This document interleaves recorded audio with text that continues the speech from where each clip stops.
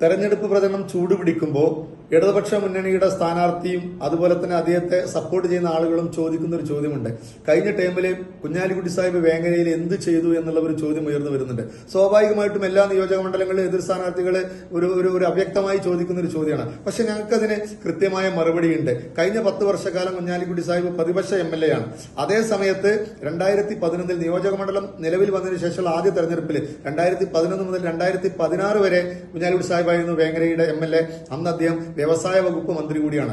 ഒരുപാട് ഉദാഹരണങ്ങൾ നിരത്താനുണ്ട്. ഞാൻ അടിസ്ഥാന സൗകര്യവുമായി ബന്ധപ്പെട്ട ഗതാഗതവുമായി ബന്ധപ്പെട്ട 1-2 ഉദാഹരണങ്ങൾ മാത്രം നിങ്ങളുടെ മുമ്പിൽ വെക്കുകയാണ്.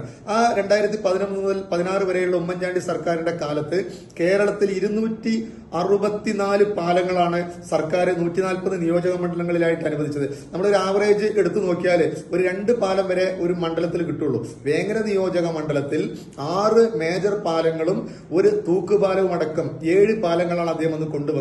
അതില് ഒന്ന് നമുക്കറിയാം, ഏറനഗറിന് പിന്നെ മമ്പുറത്തെ പാലം, അതുപോലെ തന്നെ മഞ്ഞാമാട് പാലം, ഈ ആലിങ്കൽ കടവ് പാലം, ഉമ്മിണിക്കടവ് പാലം, തയ്യിലക്കടവ് പാലം, അതേപോലെ തന്നെ പുത്തൂര് കോട്ടക്കൽ പുത്തൂരിനെ തമ്മിൽ ബന്ധിപ്പിക്കുന്ന പാടത്തുള്ള പാലം, പ്ലസ് പറപ്പൂർ പഞ്ചായത്തിലെ കാഞ്ഞിരക്കടവ് പാലം. ഈ 6+1 7 പാലങ്ങൾ ഈ കാലയളവിൽ വന്നതാണ്. അന്ന് പരിഹസിച്ചുകൊണ്ട് പറഞ്ഞിരുന്നത് ഈ സമയത്ത് നിങ്ങൾക്ക് കടലണ്ടിപ്പുഴയ്ക്ക് സ്ലാബ് ഇടായിരുന്നു നല്ലത് എന്ന് അന്നത്തെ എതിരാളികൾ സൂചിപ്പിച്ചൊരു വാക്കാണ്. മീഡിയ വൺ എന്ന് റിപ്പോർട്ട് ചെയ്ത ഒരു വാർത്ത ഇപ്പോഴും എന്റെ മനസ്സിൽ വരാണ്. യൂട്യൂബിൽ കാണാം. കുഞ്ഞാലി സാഹിബിന്റെ വീടിന് മുമ്പിലുള്ള തൈലക്കടവ് പാലത്തിൽ നിന്നുകൊണ്ട് അദ്ദേഹം ക്യാമറയിൽ ഇങ്ങനെ വിരല് 2 സൈഡിലും ചൂണ്ടിയിട്ട് അവിടെ ഒരു പാലം, ഇവിടെ ഇതാ ഒരു പാലം എന്ന് പറയും. എന്തിനാണ് എത്രമാത്രം പാലങ്ങൾ കടലണ്ടിപ്പുഴയ്ക്ക് എന്ന് ചോദിച്ചൊരു കാലഘട്ടം ഉണ്ടായിരുന്നു.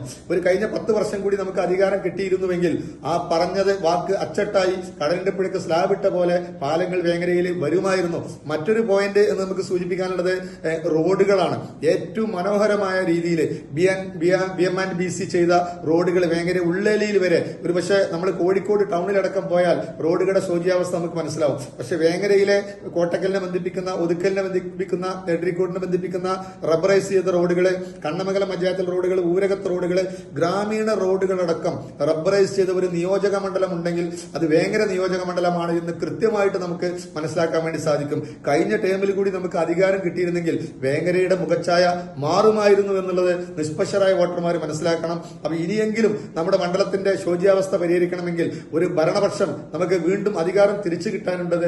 അതിന് ശക്തി പകരാൻ KM ഷാജിയുടെ ഭൂരിപക്ഷം വർദ്ധിപ്പിക്കുക എന്നുള്ള ദൗത്യം നമ്മൾ ഏറ്റെടുത്തു കഴിഞ്ഞാൽ തീർച്ചയായിട്ടും അവശേഷിച്ച വികസന പ്രവർത്തനങ്ങൾ കൂടി യാഥാർത്ഥ്യമാക്കാൻ നമുക്ക് സാധിക്കും എന്നുള്ള കാര്യത്തിൽ യാതൊരു സംശയവുമില്ല.